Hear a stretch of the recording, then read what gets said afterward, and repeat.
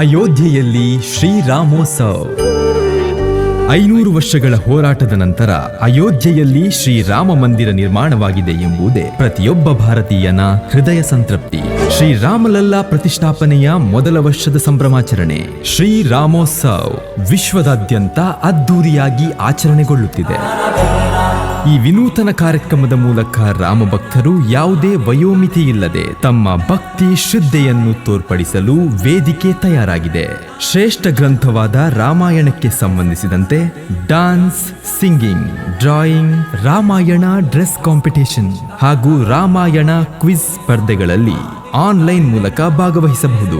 ಭಾಗವಹಿಸುವ ಪ್ರತಿಯೊಬ್ಬರಿಗೂ ಅಯೋಧ್ಯೆಯಿಂದಲೇ ಪ್ರಮಾಣ ಪತ್ರ ಹಾಗೂ ರಾಮ್ಲಲ್ಲಾ ಪದಕ ನಿಮ್ಮ ಮನೆ ತಲುಪಲಿದೆ. ಅಯೋಧ್ಯೆಯಲ್ಲಿ ನಡೆಯುವ ಭವ್ಯ ಸಮಾರಂಭದಲ್ಲಿಯೇ ವಿಜೇತರಿಗೆ ಪ್ರಶಸ್ತಿ ನೀಡಿ ಗೌರವಿಸಲಾಗುವುದು. ವಿಜೇತರ ಪ್ರಯಾಣದ ಸಂಪೂರ್ಣ ಖರ್ಚನ್ನು ಭರಿಸಲಾಗುವುದು.